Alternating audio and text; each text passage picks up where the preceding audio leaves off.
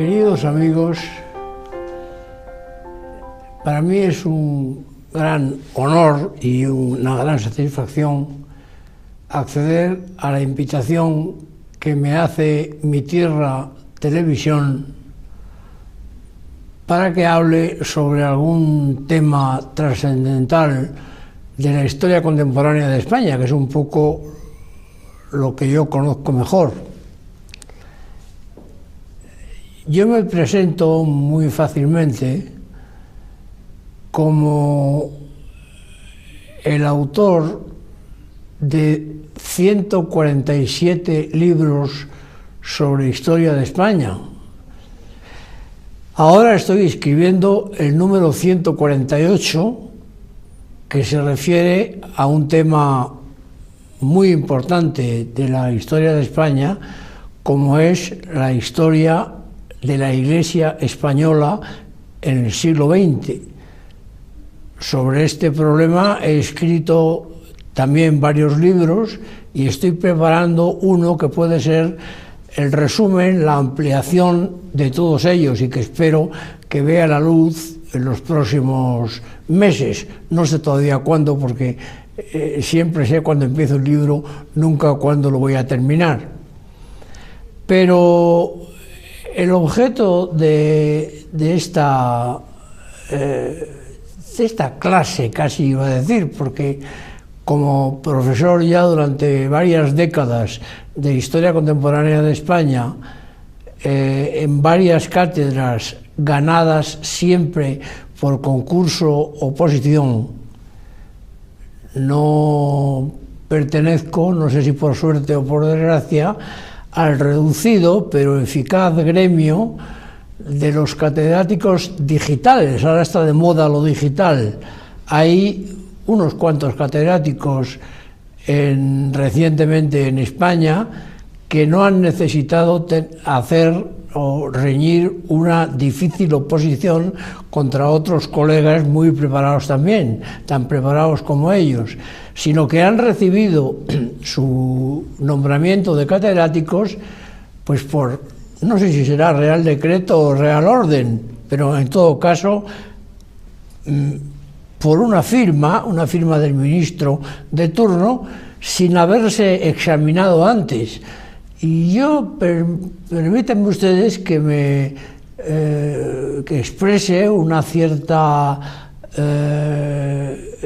cierto estupor por estos distinguidos colegas que han llegado a la cátedra, como decimos en el gremio, a dedo, es decir, no por sus propios méritos, sino porque al ministro de turno le ha apetecido nombrarle catedrático.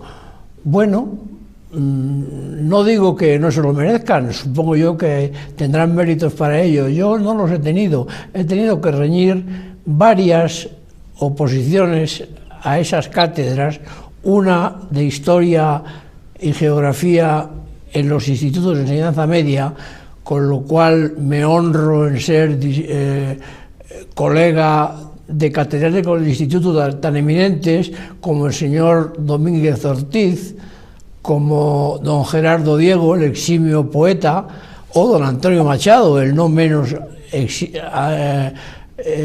eximio poeta, que fueron catedráticos por oposición también de diversas disciplinas en los institutos. El cuerpo de institutos sigue teniendo supervivientes gloriosos y en general todos los catedráticos de instituto han rayado a gran altura en las disciplinas que les competían.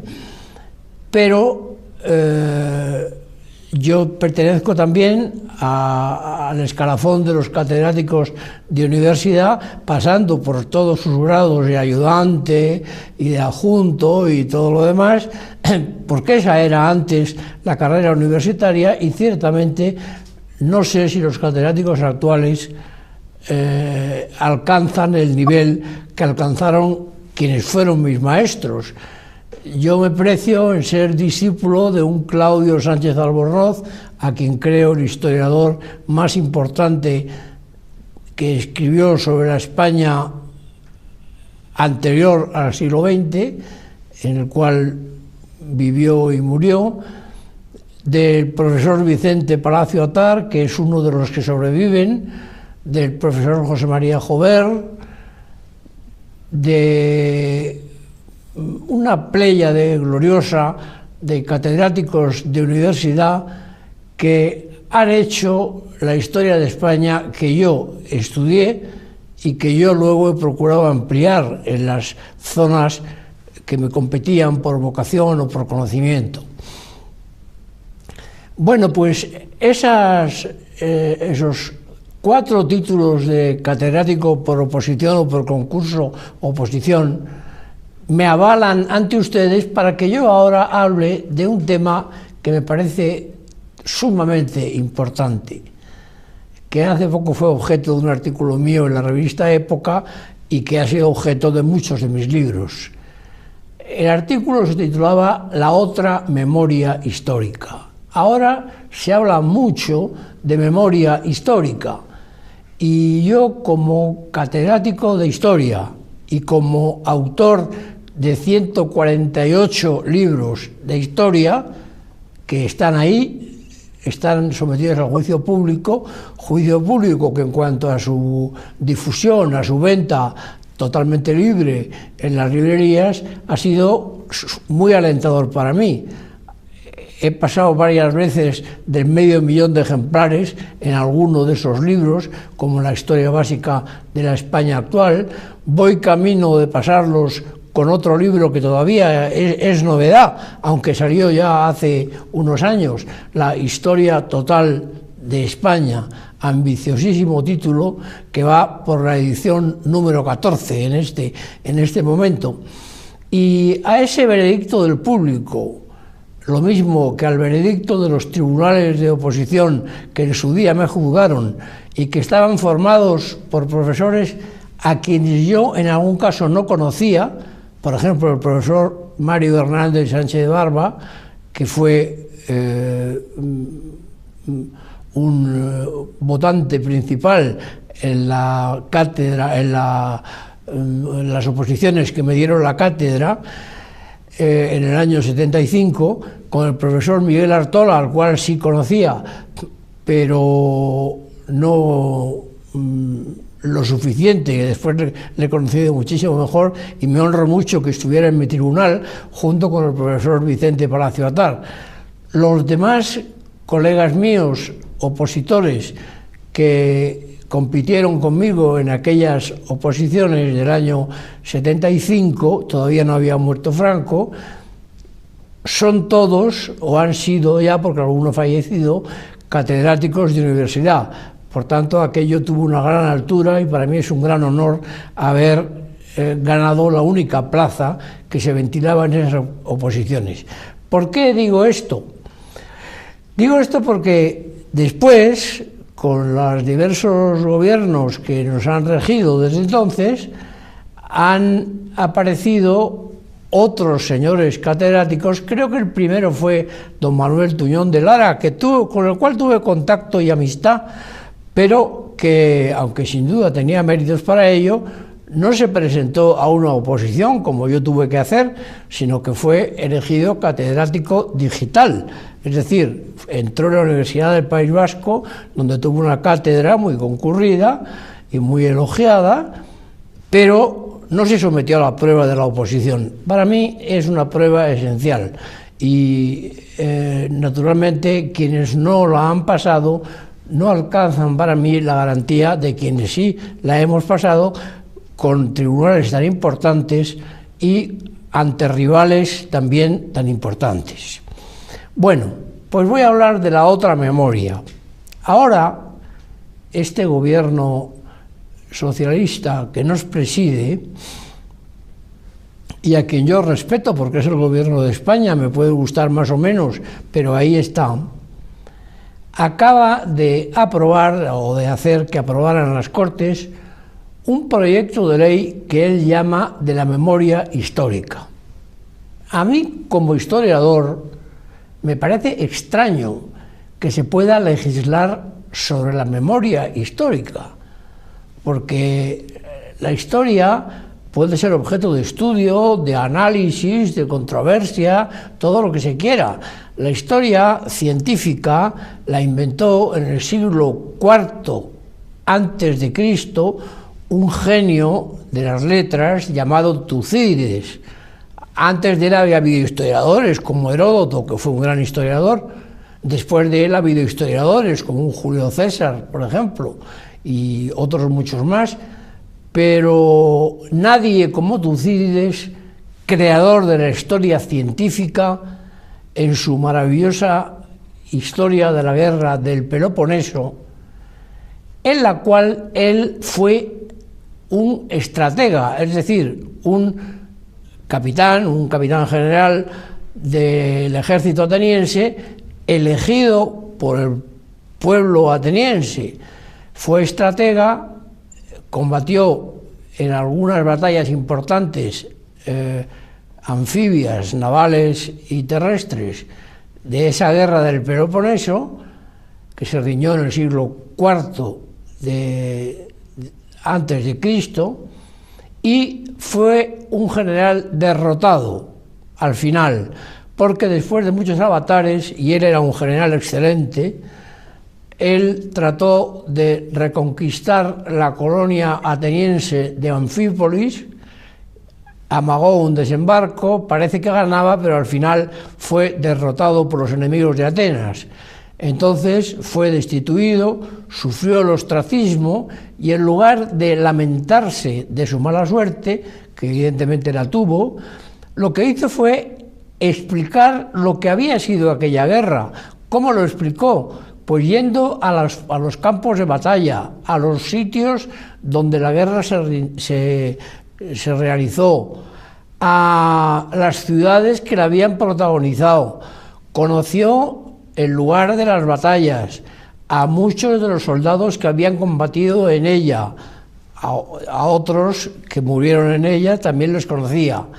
Y sobre todo recabó la mayor cantidad de documentos orales y escritos que pudo para darnos una versión de la guerra del Peloponeso que ha quedado desde entonces como modelo de la historia científica, de la historia objetiva, de la historia real, auténtica, que hoy seguimos estudiando según las pautas que él nos legó. Bueno, pues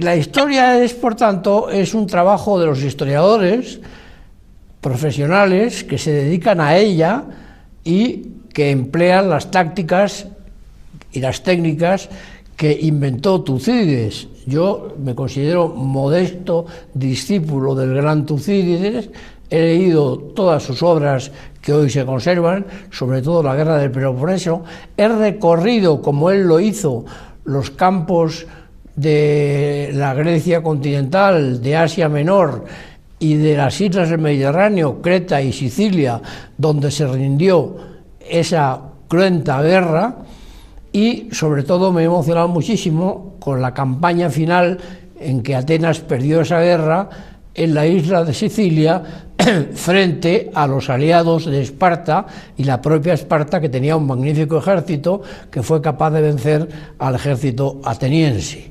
Con la toma de Siracusa por los espartanos terminaba la guerra del Peloponeso, y que es el monumento histórico más importante de la humanidad. Bien, ese mismo espíritu de Tucídides me ha guiado a mí en esos 148 libros. En algunos he acertado más que en otros, en algunos me puedo haber equivocado en algunas cosas que he corregido siempre que he podido, pero en todo caso he procurado siempre servir a la verdad. Y la verdad es la verdad, me guste o no a mí, le guste o no a otras personas. Y ahora nos encontramos en un momento muy delicado de la historia de España, en que un importante sector de los españoles, aquellos que representa el actual gobierno socialista, parecen empeñados en escribir de nuevo la historia que todos hemos vivido, porque es curioso que la historia contemporánea sea la historia genuina. Tucídides participó en la guerra de la cual luego hizo historia, y muchos, Julio César no digamos lo mismo, y otros muchos historiadores han contado la historia que ellos vivieron. Por tanto, el ser testigo de los hechos y de las personalidades que intervienen en la historia no solamente no es una dificultad, sino que es un aliciente y una experiencia preciosa para poder escribir la historia. Con esa experiencia preciosa se pueden hacer dos cosas: mentir y hacer una historia falsa, como hizo en gran parte el gran Julio César. Publicó una historia desde un propósito de propaganda. Él utilizó la historia para subir en la política y para llegar al primer puesto de la República Romana. Desde ese puesto él quiso saltar ya al Imperio Romano, quiso ser emperador en el sentido moderno, no en el romano de la palabra. Imperator en Roma era el jefe del ejército. Emperador en el sentido moderno, en la Edad Media, por ejemplo, era un personaje que imitaba más bien que a los héroes de la República Romana, imitaba a los protagonistas del Imperio Romano posterior a César, que quiso inaugurar César, que no pudo porque fue asesinado por Bruto y sus compañeros bajo una estatua en el propio Senado de Roma, y ya no consiguió, como él quería, ser el emperador en sentido moderno de Roma, con la reina, la bellísima reina de Egipto, Cleopatra, como su esposa. Después de repudiar a su esposa romana, Calpurnia, él se quiso casar con Cleopatra y convertirse los dos en los emperadores absolutos de todo el Imperio Romano. Estuvieron a punto, tuvieron un hijo llamado Cesarión, que estaba destinado a ser el sucesor de César y de Cleopatra, es decir, de Oriente y Occidente, bajo el nuevo Imperio Romano que creó Julio César. Pero no llegó a tiempo, porque el puñal de Bruto y sus compañeros le cerró el camino. Pero fue un sobrino de Julio César, Octavio César Augusto, el que sí creó, bajo formas republicanas que no engañaban a nadie, fue el que inauguró y creó el Imperio Romano ya en sentido moderno, es decir, un imperio totalitario, absoluto, que mantuvo las instituciones republicanas, pero como una simple sombra de lo que fueron. Y luego vinieron todas las dinastías romanas, la del propio Augusto con Tiberio, Calígula, Claudio y Nerón. Luego después las demás dinastías del Imperio Romano, hasta llegar a la época final, a principios del siglo V, en que después de la muerte de Teodosio, el emperador romano, cristiano e hispánico, español, nacido en Itálica, la ciudad romana próxima a Sevilla, Teodosio, cuyos dos hijos, Arcadio y Honorio, pues representaron la agonía del imperio. Arcadio recibió el imperio de Oriente, dividido por su padre, Honorio el imperio de Occidente. El imperio de Occidente fue rápidamente sumergido por los bárbaros del norte, que se apoderaron de él. El imperio de Oriente subsistió como imperio romano hasta el año 1453, en el siglo XV, en que fue ocupada su capital, Constantinopla, por los turcos y terminado el Imperio Romano de manera total. O sea que duró el Imperio Romano hasta el siglo XV de nuestra era.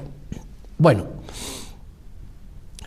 entonces Julio César hizo una historia, los comentarios a las guerras de las Galias y a la guerra de España, pero hizo una historia falsa. la historia de Julio César, maravillosamente escrita, es la que Julio César hubiera querido que existiera, pero no existió. Fue un invento de Julio César, fue una falsedad continua, fue una historia hecha a base de la propaganda que se hizo el propio Julio César, que utilizó esa historia para subir políticamente y llegar a la máxima magistratura de Roma. En cambio, Tucídides no. Tucídides hizo una guerra que él perdió, que él había ayudado primero a ganar y luego a perder definitivamente, y pone en esa historia lo bueno y lo malo, los triunfos y los fracasos. Acaba con una terrible batalla, la batalla de las Epipolas en Sicilia, que supuso la derrota final de la gran Atenas y el triunfo final de la también grande, aunque por otros motivos distintos, Esparta. Yo soy partidario de Tucídides, no de Julio César, cuya historia, también la de Julio César, la he leído copiosamente, he recorrido sus escenarios y he comprobado sus mentiras, porque es que realmente no dice una palabra de verdad. Él, por ejemplo, asesina a 1 millón de helvecios, los antiguos suizos, los habitantes de la Helvecia que él conquistó en la guerra de las Galias, precisamente, y él asesinó a 1 millón de helvecios, prisioneros de guerra o capturados en esas guerras. Bueno, Tucídides no fue un asesino y no tiene que, por tanto, no miente al relatar sus campañas. Julio César, de sus campañas, relata lo heroico, lo positivo, sus dotes de gran general, indudablemente, tanto en Helvecia como en las Galias, como en España. La primera batalla del Ebro la da Julio César y la gana en los mismos lugares en que se dio la gran batalla del Ebro en nuestra guerra civil, cosa que la gente no suele saber. Y sobre la batalla del Ebro hay 2 versiones, la que damos nosotros ahora, que está muy conforme a la verdad, y la que dio Julio César para su exaltación, y ahora en la nueva memoria histórica que quiere el gobierno socialista, pues se da en una versión mucho más parecida a la mentira de César que a la verdad de otros historiadores que hemos estudiado esa batalla muy de cerca, en todas sus cotas, con todos sus mapas, y que llegamos a conclusiones diametralmente opuestas a la otra batalla del Ebro que nos quieren colar ahora de manera falsa. Bueno, he presentado antes mis credenciales como historiador porque quiero decir que esa memoria histórica, de la cual además, como digo, hay una ley que todavía no se ha discutido en las Cortes. Vuelvo a decir que yo creo que una Cámara Legislativa no tiene ninguna legitimación y ninguna autoridad para crear una ley histórica. Lo mismo que yo en este momento, cuando era legislador en las Cortes, sí tenía una parte de autoridad para presentar enmiendas, algunas que fueron aprobadas, para enmendar a la propia Constitución, cosa que hice en 6 ocasiones, y otros proyectos de ley que voté a favor o en contra y que luego salieron bien o salieron mal según la votación. Pero yo como legislador no se me ocurrió, yo también era historiador, no se me ocurrió dictaminar sobre la historia de España y decir cómo había sido la batalla del Ebro. Bueno, pues en España ha habido intentos, hay intentos actuales de aprobar la historia reciente de España en el siglo XX, la historia de la República, de la Guerra Civil, por decisión de las Cortes. Mire usted, las Cortes no son competentes para aprobar cómo fue una guerra civil o cómo fue un régimen como el republicano. De ninguna manera. Las Cortes son competentes para hacer las leyes debatirlas, discutirlas y aprobarlas o rechazarlas, pero no son de ninguna manera competentes para decir que la guerra española pues se hizo por un golpe militar fascista. Esto es una ley, un proyecto, una proposición no de ley exactamente, votada en Cortes. Yo ya no estaba en esas Cortes. Si hubiera estado en ellas, hubiera por supuesto votado en contra y además se hubiera clamado en el desierto o no, diciendo que eso de que el pronunciamiento militar que en parte dio origen a la guerra civil fue un golpe militar fascista, pues mire usted, ni fue un golpe, ni fue solamente militar, ni tuvo que ver nada con el fascismo. Estoy completamente en desacuerdo como historiador de lo que las Cortes dictaron hace unos años, sin ninguna atribución para ello. Pues no, vuelvo a decir que los historiadores no podemos hacer las leyes y los legisladores no pueden hacer la historia, pero por favor, ¿dónde estamos? Y a mí me costó 15 días, nada más que 15 días, cuando se aprobó esa ley, esa proposición no de ley, diciendo que el alzamiento nacional del 36 había sido un golpe militar fascista. Yo publiqué un libro 15 días después en Editorial Fénix, fundada por mí, que se titulaba El 18 de julio no fue un golpe militar fascista, porque no lo fue, no tiene ninguna de las características para considerarse como golpe militar y fascista. Hay un libro entero en que lo demuestro. Nadie me ha contestado a él, porque no pueden contestarme, porque yo me ponía en el plano del historiador, no en el plano del legislador, que en este momento no gozo de él. Bueno, el reinado de Alfonso XIII, por empezar en algo, necesita todavía a estas alturas una grave rectificación. Hay libros excelentes, como el de Melchor Fernández Almagro, sobre el reinado de Alfonso XIII.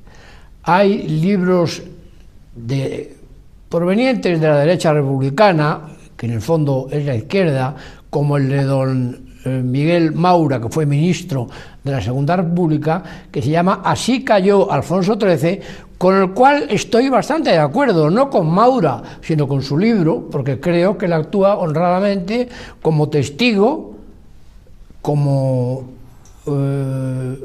primera figura política y también como historiador. Hay cosas que no me gustan en ese libro, otras que me gustan mucho. Pero la historia del reinado de Alfonso XIII está todavía por hacer. Yo voy a presentar esta misma semana o la semana que viene, no sé cuándo es, en Madrid, un libro escrito y dictado, mejor dicho, por un hijo de don Alfonso XIII, que ahora es infante de España, que antes no tenía reconocido este título, ahora ya el Supremo se lo ha reconocido, don Leandro Alfonso de Borbón y Ruiz Moragas.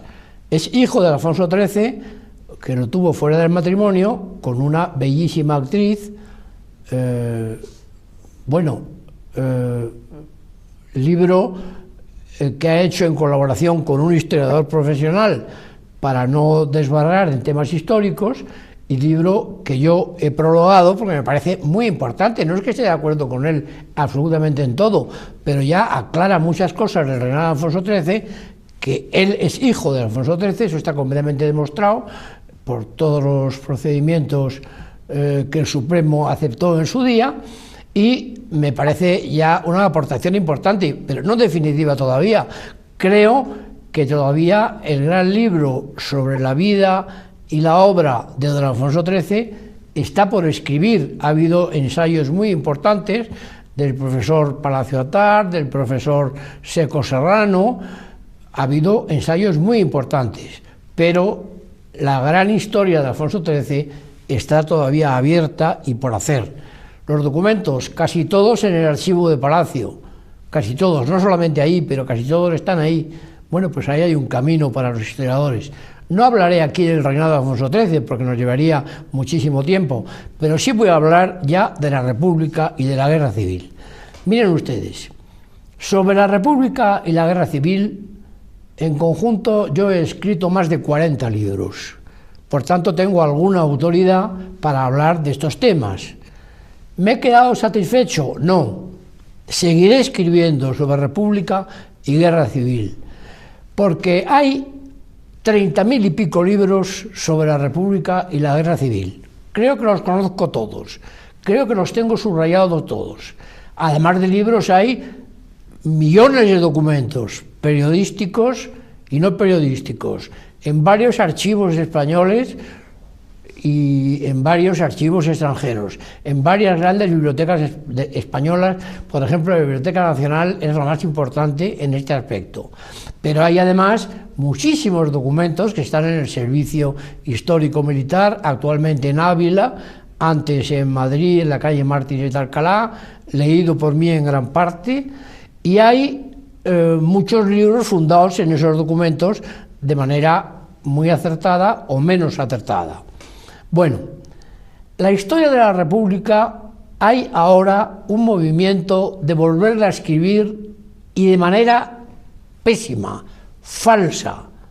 Hay historiadores que se han dedicado a hacer una historia contra la República y otros que se dedican a hacer una historia desaforada a favor de la República. Bueno, yo creo que la República Española sigue sin tener su historia. Muchos hemos intentado hacerla, algunos seguramente hemos acertado en algunas cosas. Yo resumo un poco mi posición. Miren ustedes, la República Española todavía tiene su gran historia por hacer. Y que eso lo diga un historiador de los que ha intentado hacerla, lo digo con una gran carga de humildad, pero también de realismo. La República Española se presenta ahora, por la actual línea gubernamental socialista, como un prodigio de democracia, pero la República no fue democrática. La República nació de unas elecciones falseadas. Yo ya había nacido y me acuerdo de aquellas elecciones, aunque tenía 5 años, pero no importa. El recuerdo infantil es muy poderoso. Mi abuelo era ministro en el último gobierno de don Alfonso XIII, y cuando celebraba con los demás ministros presididos por el rey en Palacio el último Consejo de Ministros de la monarquía, él se llevó una sorpresa enorme al enterarse en ese Consejo de Ministros, lo cuenta en sus memorias, Notas de mi vida, se llevó una sorpresa enorme al ver que el rey y sus ministros liberales habían entregado ya la monarquía a los partidarios de la República. Esto es increíble. Aquellas elecciones que se hicieron en abril de 1931 no se habían hecho para decidir entre monarquía y república. No eran entre republicanos y monárquicos, de ninguna manera. Eran unas elecciones municipales para decidir el nombramiento de 80.000 concejales en los ayuntamientos, que luego cada uno en su ayuntamiento elegiría a su alcalde, y esos alcaldes pues regerían los municipios. Estas fueron las elecciones del 31. Para nada se trataba de monarquía o república. Segundo, esas elecciones se habían celebrado en una primera convocatoria, se habían celebrado con una finalidad de elegir a los concejales que pertenecieran a una sola lista. Es decir, en muchos ayuntamientos los republicanos no se presentaron, en otros muy pocos, los monárquicos tampoco. Bueno, pues en los ayuntamientos en los que se había presentado solo una lista, la ley electoral vigente, que fue la que regió aquellas elecciones, dictaminaba que esa lista única era la vencedora y era la que se proclamó. Bueno, en la prensa se publicaron los resultados, esto fue el 12 de abril, los resultados de esas elecciones parciales en los ayuntamientos que solo presentaban una lista. Y en esas elecciones, los resultados publicados en la prensa y aceptados por el gobierno fueron 22.000 concejales monárquicos y menos de 5.000 republicanos. Fíjense ustedes qué paliza. Es decir, no se trataba de monarquía y república, no era eso. Se trataba de que en esa primera convocatoria electoral legítima, según la ley electoral, ganaron abrumadoramente los monárquicos por 22.000 contra 5.000. 2 días después, el 14 de abril, se presentaron las listas para los ayuntamientos con los partidos que habían presentado, en los que se había presentado más de una lista, por lo menos 2, o 3, o 4, o 12, o las que fueran. Bueno, curiosamente, esa segunda convocatoria electoral tuvo un resultado, pero no lo sabemos. Son las únicas elecciones de la historia en todo el mundo cuyo resultado no se ha publicado todavía. La República, en varios años que tuvo de mandato, no publicó el resultado. La única publicación oficiosa, no oficial, de ese resultado apareció el año 32, ya bajo la República, casi un año de República, publicada en el Instituto Nacional de Estadística, que es un organismo oficial, pero que se encarga de registrar los resultados, no de proclamarlos, porque no se habían proclamado. Ya en el año 32, los resultados del primer número publicado en ese año por el Instituto Nacional de Estadística, se dice que las elecciones se celebraron, que se ventilaba en total la elección de unos 80.000 concejales, todo es verdad, pero que el número de concejales monárquicos resultó superior, no muy superior, unos cientos, bueno, es igual, superior al de concejales republicanos, sin ninguna garantía, porque aquello lo dijo la República. La monarquía ya había desaparecido, se había rendido y se había marchado. Entonces, aun el único resultado que se ofreció, retorcido, oficioso y republicano, daba la victoria a los concejales monárquicos. ¿Qué dijeron los republicanos? Que no importaba, que las elecciones en 12 ciudades españolas, mayores de un número determinado de habitantes, me parece que fue 100.000, daban la victoria en esas 12 ciudades a los concejales monárquicos. Pero en las 38 ciudades restantes, entre ellas las más importantes, Madrid, Barcelona, Valencia y Sevilla, y Bilbao, la victoria había sido para los republicanos.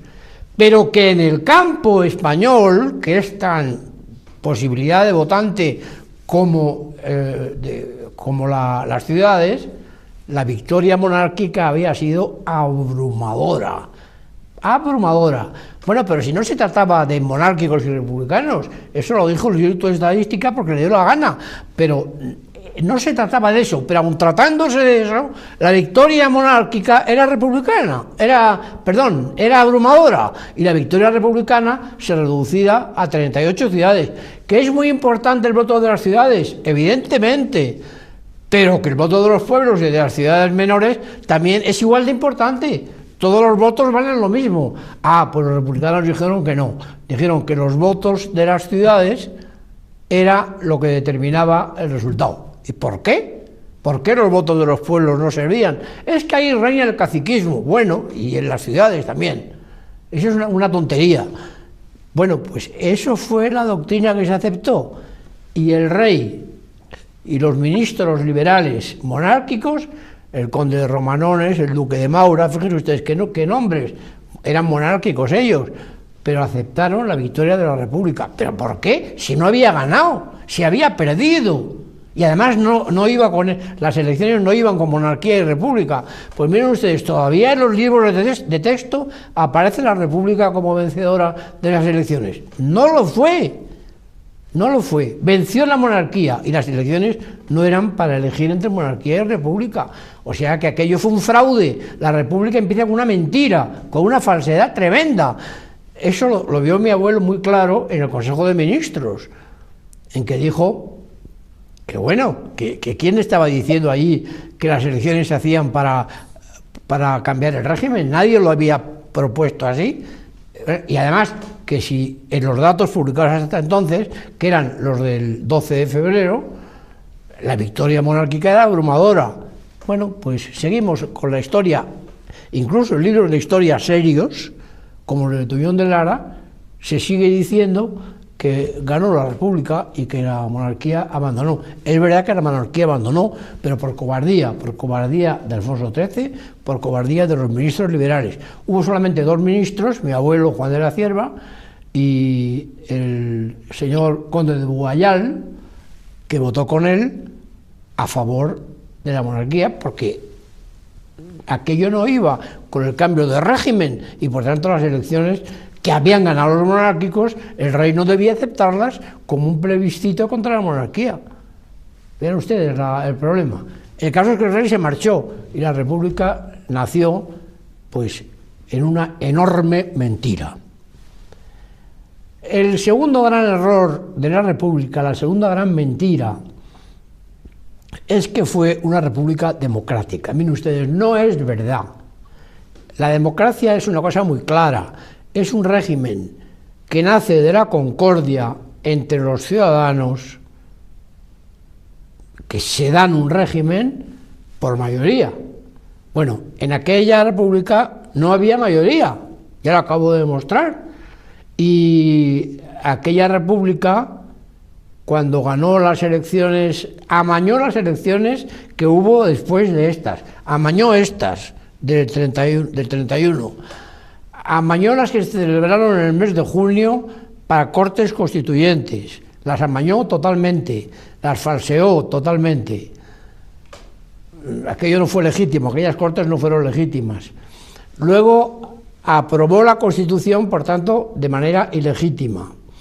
Pero cuando en el año 1933 hubo unas segundas elecciones, acababa de gobernar 2 años llenos de disparates don Manuel Azaña, que era un gran político, pero errático por completo y sectario a más no poder. Cuando don Manuel Azaña perdió las elecciones de noviembre del 33, tanto él como los demás partidos republicanos, los socialistas, los comunistas, las izquierdas en general, no aceptaron el resultado electoral. La esencia de la democracia es aceptar el resultado electoral. Ahora en España el Partido Popular ha aceptado el resultado electoral adverso de las elecciones que se hicieron después en el 11M. Aceptaron el resultado. La República del año 33 perdió las elecciones, que eran legítimas, las ganaron las derechas abrumadoramente, y la República no las aceptó. Los republicanos dijeron que no, y se sublevaron en Cataluña, en muchas calles de España, en Madrid, por ejemplo, en Cuatro Caminos estuvo tomada por ellos, y sobre todo en Asturias, una revolución socialista y comunista y anarquista que duró 15 días con 1.500 muertos en el presunto enemigo. ¿Eso es democracia? No. Pues lo que salió de esas elecciones fueron unos gobiernos democráticos de derecha, porque en la pequeña guerra civil que hubo en octubre del 34, en la Revolución de Octubre en Madrid, en Asturias y en Cataluña, venció el gobierno, se mantuvo unido el ejército y tomó posesión el gobierno. Y, por tanto, aquel gobierno de centro-derecha que gobernó del 33 al 35 fue un gobierno legítimo de centro-derecha que hizo una legislación conforme a sus votantes y al cual los gobernantes de la izquierda no reconocieron. Acto antidemocrático soberano. Llegan las elecciones terceras de la República en el mes de febrero de 1936. Estas elecciones nacen después de un golpe de Estado dado por las izquierdas en que derriban anticonstitucionalmente al gobierno de centro derecha, lo derriban y ponen en su lugar a un gobierno del Frente Popular que era el de la coalición de izquierdas. Esto es un golpe de Estado. Esto sí que es un golpe no militar, pero es un golpe civil, político, no fascista, pero sí comunista o marxista, como ustedes quieran. Eso sí, porque está demostrado por la historia. Y entonces el presidente de la República le entrega el poder a don Manuel Azaña, que se había instalado ya en el poder sin que nadie hubiera proclamado el resultado electoral. Tanto es así que la segunda vuelta de las elecciones, entonces eran a 2 vueltas, en gran parte no se pudo celebrar, y en muchos ayuntamientos y en muchos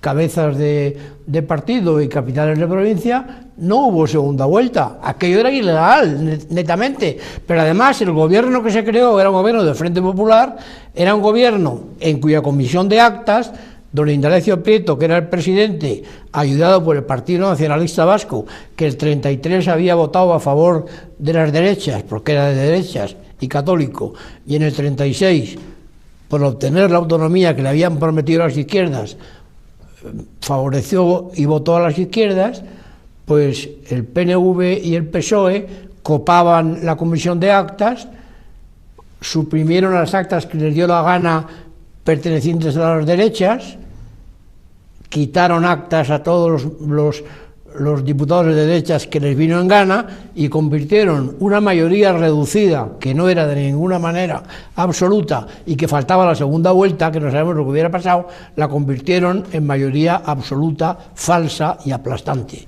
Eso fueron las elecciones de febrero de 1936. Está demostrado, yo en mi libro que he citado antes, el 18 de julio no fue un golpe militar fascista, lo vuelvo a demostrar por si hiciera falta. El gobierno del Frente Popular fue, por tanto, ilegítimo. No tenía legitimidad ni de ejercicio ni de origen. Se dedicó a toda clase de tropelías y desmanes. Cambió las actas favorables a la derecha y las convirtió en una victoria de la izquierda absoluta que no se había dado de ninguna manera. Fomentó el desorden público que fue, bueno, caótico. Ahora a veces se dice que estamos en una posición como el Frente Popular. Afortunadamente no. Ahora hay desmanes, hay cale borroco, hay cosas de esas.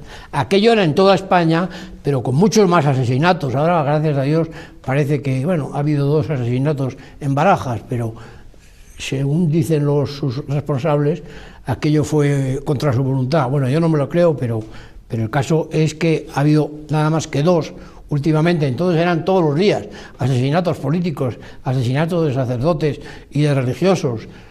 Bueno, algunos de ellos están ya beatificados y canonizados por los 2 últimos papas. Bien, lo que está claro es que el periodo del Frente Popular fue ilegítimo, caótico y provocó que el líder de la oposición, que era don José María Gil Robles, un gran político que sí se comportó democráticamente, dijera en las Cortes de la primavera del 36, que yo he llamado primavera trágica: señores de la mayoría, esta nación, por lo menos la mitad de la nación no se resigna a morir, y vosotros la estáis matando. Aquello fue prácticamente una declaración de guerra por parte del líder democrático de la oposición democrática al gobierno no democrático. Bueno,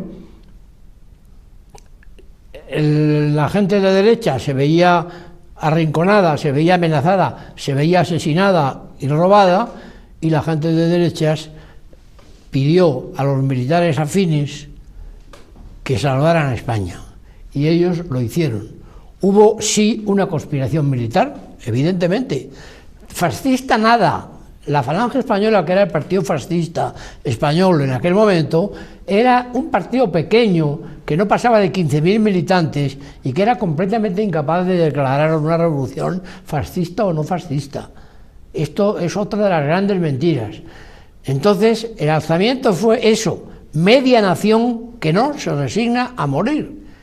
Y los moralistas cristianos de la época escribieron tratados muy importantes que nunca se citan para demostrar que la guerra, que el alzamiento nacional fue un movimiento justo, al cual luego muy pronto bendijo la Iglesia católica en masa en todo el mundo, no solamente en España, con alguna pequeña excepción que se quiere jalear como mayoritaria y fue muy minoritaria, y de esta forma se llegó al alzamiento de julio, que, como digo, fue todo menos un golpe militar fascista. Bueno, esto es la República con las mentiras principales con que la República se ha adornado.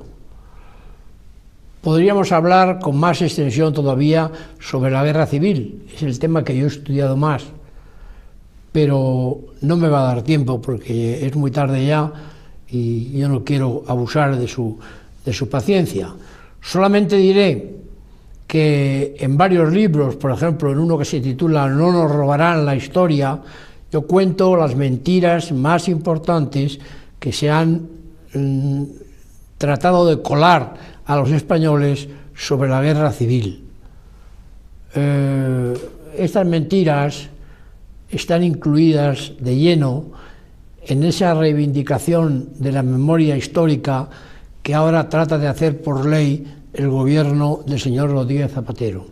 Vuelvo a decirlo, un gobierno no tiene ninguna autoridad para dictaminar sobre sucesos históricos que ocurrieron hace 70 años. Un gobierno no tiene autoridad para eso. Bastante autoridad tiene para dictaminar sobre la actualidad, sobre la situación actual de España. Poder estar de acuerdo o no con él, pero le reconozco autoridad para ello. Pero sobre quién declaró la guerra civil o no la declaró, sobre qué hizo el general Franco o qué no hizo, sobre qué pasó con las víctimas de la guerra civil. El gobierno actual no tiene la más mínima autoridad para dictaminar acerca de eso. El actual ministro de Justicia, que tiene todos mis respetos, no lo conozco, pero sí que los tiene, como tal ministro, acaba de decir: nosotros luchamos en 1936 contra los padres y ahora vamos a luchar contra los hijos. Bueno, él desde luego no luchó contra su padre, que en aquella época era miembro de la Falange Española y luego fue miembro del partido de Fraga, de Alianza Popular. O sea que él contra su padre no luchó nunca. Ahora, si quiere luchar contra sus hijos, tendrá que luchar contra sí mismo, ¿no? Es que, claro, hay que tener mucho cuidado con las cosas que se dicen. Si además ahora no quiere nadie luchar contra nadie, fuera de los locos rematados de ETA, nadie quiere luchar contra nadie. No hay un proceso de paz, estamos en paz. Lo que hay en el País Vasco no es paz, es preparación a la guerra, es terrorismo más o menos larvado. En fin, es que hay una frase famosa de George Orwell, que se llamaba Eric Blair, como el actual primer ministro, aunque no tenga nada que ver familiarmente, de Gran Bretaña.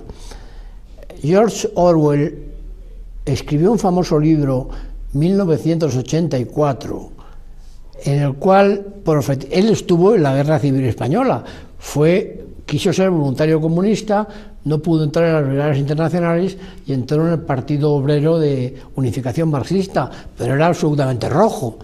Luego, en España, se dio cuenta de lo que era el comunismo, renegó de él y escribió libros maravillosos, anticomunistas, como Rebelión en la Granja y como 1984, que es su obra más importante, en la cual él imagina al Gran Hermano, que luego ha salido en los programas de televisión, es decir, al gran poder de las izquierdas revolucionarias, ese es el Gran Hermano, que tiene una capacidad de vigilancia absoluta sobre todos los habitantes del globo, controla a todos los continentes y tiene una doctrina que se llama el nuevo lenguaje, cuya síntesis son esas tres proposiciones. La guerra es la paz, la verdad es la mentira, la libertad es la esclavitud. Es decir, todo es al revés.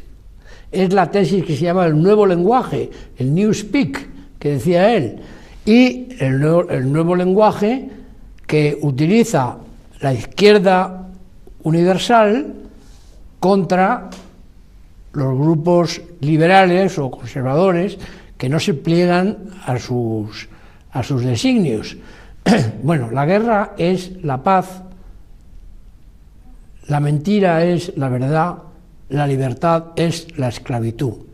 Este es el lenguaje de Orwell, y este, que me perdone el actual gobierno, es el lenguaje en que está redactada realmente la ley de la memoria histórica y en que está redactada la disposición aquella absurdamente respaldada por el propio Partido Popular, que no votó en contra, de que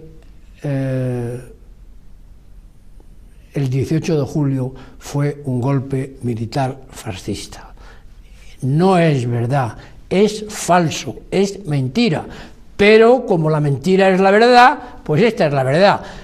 La otra memoria histórica se está construyendo en España ahora culpablemente como si no hubiera testigos, y hay millones de testigos, yo soy uno de ellos, pero ya vamos siendo mayores, yo acabo de cumplir 80 años, todas las personas que tienen más edad que yo, que afortunadamente son testigos de lo que pasó, y no se va a engañar a estas personas, no se va a engañar a muchos de los hijos de estas personas y a muchos de los hijos de los vencidos en aquella guerra, que ya han visto muy claro y saben que la mentira es la mentira y no es la verdad, y que por tanto no se puede reescribir con la mentira una guerra de España que se libró como se libró y que fue ganada por el general Franco y el centro derecha en España, y en el cual había una buena parte de la izquierda. Y eso está ahí, y eso lo hemos defendido en miles de libros, quienes creemos en la profecía de Orwell, que se ha cumplido plenamente. Ahora el comunismo, que era el punto de llegada de la profecía de Orwell, se ha hundido en la Unión Soviética y fatalmente acabará hundiéndose en China. Ya está vacinando en Corea del Norte. Ahora ha surgido además la amenaza islámica con otras motivaciones religiosas puramente anacrónicas, en su gran mayoría, que ha provocado tragedias como las de Londres, el 23F, y la de España en el 11M.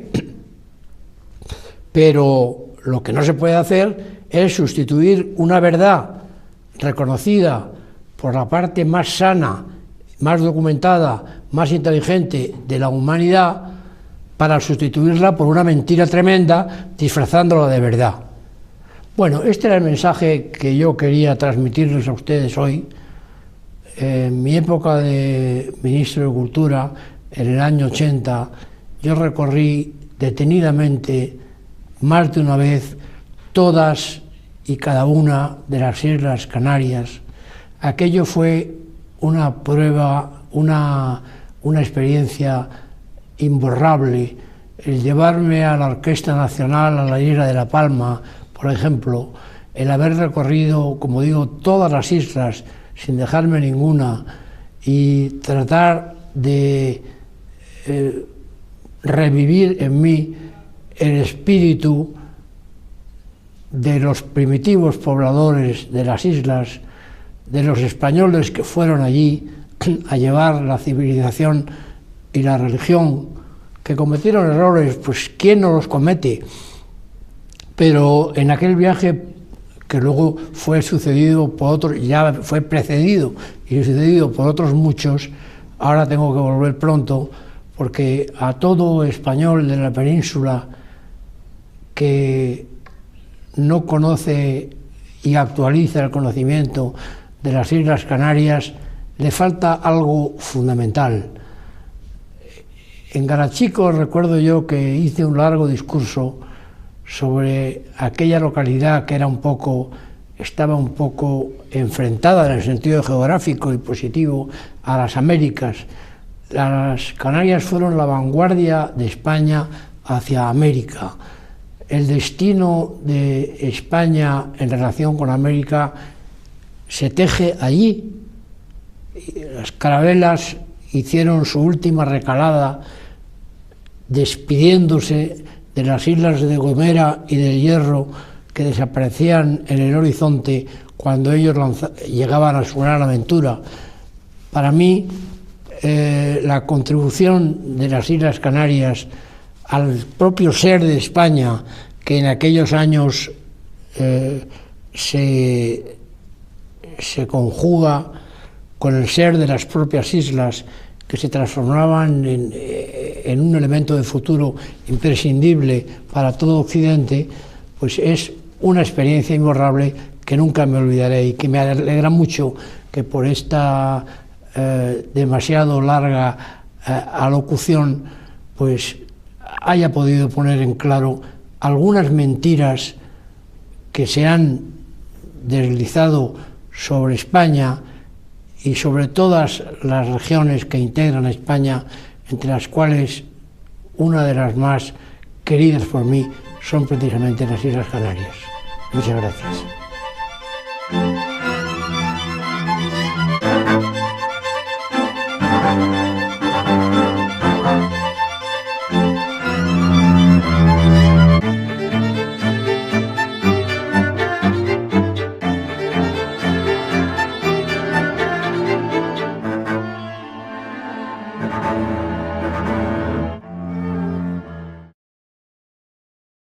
Época y que ha sido objeto de muchos de mis libros.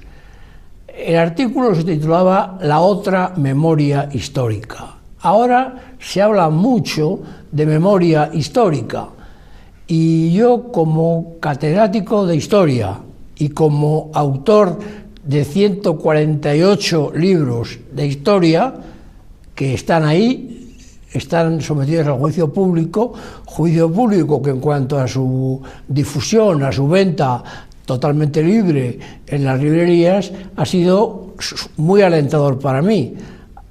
He pasado varias veces del 500.000 de ejemplares en alguno de esos libros, como la historia básica de la España actual. Voy camino de pasarlos con otro libro que todavía es novedad, aunque salió ya hace unos años, La historia total de España, ambiciosísimo título, que va por la edición número 14 en este momento. Y a ese veredicto del público, lo mismo que al veredicto de los tribunales de oposición que en su día me juzgaron y que estaban formados por profesores a quienes yo en algún caso no conocía, por ejemplo, el profesor Mario Hernández Sánchez de Barba, que fue un votante principal en la cátedra, en las oposiciones que me dieron la cátedra en el año 75, con el profesor Miguel Artola, al cual sí conocía, pero no lo suficiente, que después le he conocido muchísimo mejor, y me honro mucho que estuviera en mi tribunal junto con el profesor Vicente Palacio Atar. Los demás colegas míos, opositores, que compitieron conmigo en aquellas oposiciones del año 75, todavía no había muerto Franco, son todos, o han sido ya, porque alguno ha fallecido, catedráticos de universidad. Por tanto, aquello tuvo una gran altura y para mí es un gran honor haber Domínguez Ortiz, como don Gerardo Diego, el eximio poeta, o don Antonio Machado, el no menos eximio poeta, que fueron catedráticos por oposición también de diversas disciplinas en los institutos. El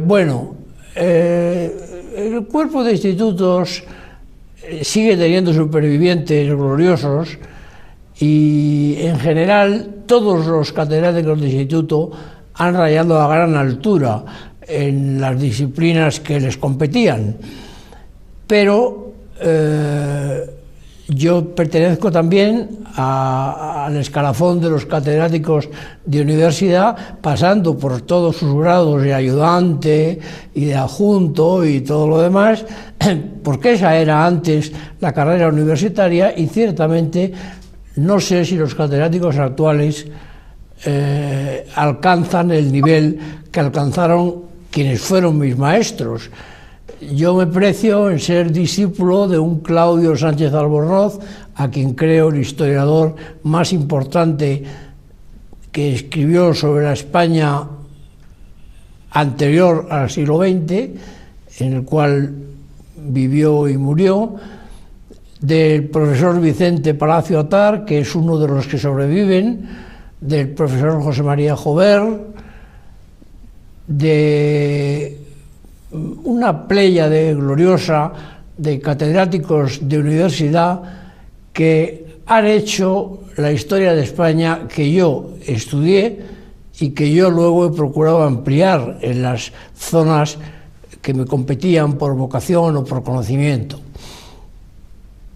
Bueno, pues esos 4 títulos de catedrático por oposición o por concurso oposición me avalan ante ustedes para que yo ahora hable de un tema que me parece sumamente importante, que hace poco fue objeto de un artículo mío en la revista, ganado la única plaza que se ventilaba en esas oposiciones.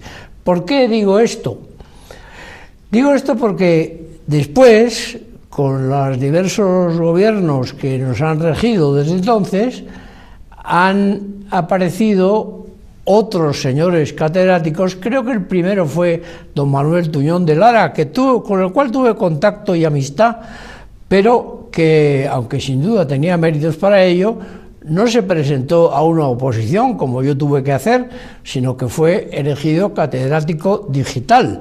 Es decir, entró en la Universidad del País Vasco, donde tuvo una cátedra muy concurrida y muy elogiada, pero no se sometió a la prueba de la oposición. Para mí es una prueba esencial y naturalmente quienes no la han pasado no alcanzan para mí la garantía de quienes sí la hemos pasado con tribunales tan importantes y ante rivales también tan importantes. Bueno, pues voy a hablar de la otra memoria. Ahora, este gobierno socialista que nos preside, y a quien yo respeto porque es el gobierno de España, me puede gustar más o menos, pero ahí está, acaba de aprobar o de hacer que aprobaran las Cortes un proyecto de ley que él llama de la memoria histórica. A mí, como historiador, me parece extraño que se pueda legislar sobre la memoria histórica, porque la historia puede ser objeto de estudio, de análisis, de controversia, todo lo que se quiera. La historia científica la inventó en el siglo IV antes de Cristo un genio de las letras llamado Tucídides. Antes de él había habido historiadores como Heródoto, que fue un gran historiador. Después de él ha habido historiadores como un Julio César, por ejemplo, y otros muchos más, pero nadie como Tucídides creador.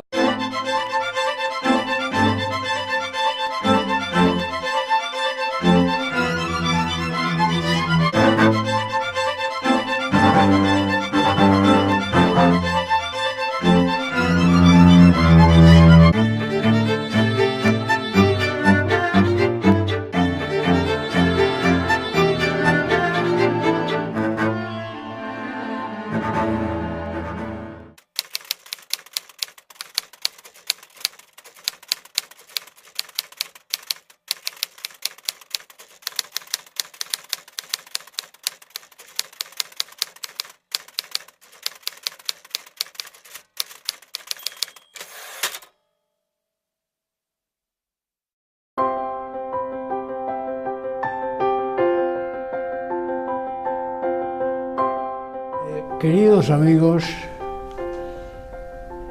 para mí es un gran honor y una gran satisfacción acceder a la invitación que me hace Mi Tierra Televisión para que hable sobre algún tema trascendental de la historia contemporánea de España, que es un poco lo que yo conozco mejor. Yo me presento muy fácilmente como el autor de 147 libros sobre historia de España. Ahora estoy escribiendo el número 148, que se refiere a un tema muy importante de la historia de España, como es la historia de la Iglesia española en el siglo XX.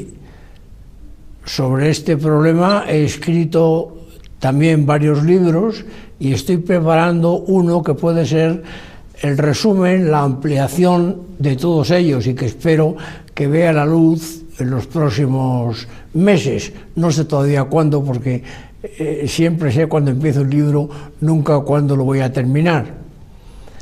Pero el objeto de esta clase, casi iba a decir, porque como profesor ya durante varias décadas de historia contemporánea de España, en varias cátedras ganadas siempre por concurso o oposición, no pertenezco, no sé si por suerte o por desgracia, al reducido pero eficaz gremio de los catedráticos digitales. Ahora está de moda lo digital.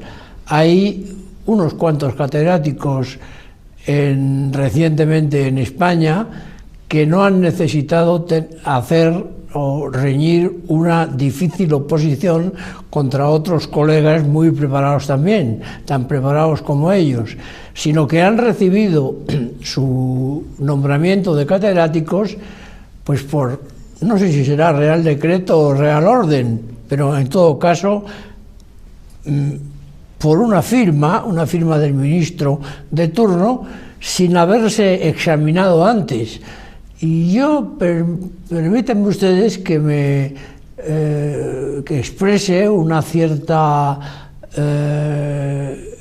cierto estupor por estos distinguidos colegas que han llegado a la cátedra, como decimos en el gremio, a dedo, es decir, no por sus propios méritos, sino porque al ministro de turno le ha apetecido nombrarle catedrático. Bueno, no digo que no se lo merezcan, supongo yo que tendrán méritos para ello. Yo no los he tenido que reñir varias oposiciones a esas cátedras, una de historia y geografía en los institutos de enseñanza media, con lo cual me honro en ser colega de catedráticos del instituto tan eminentes como el señor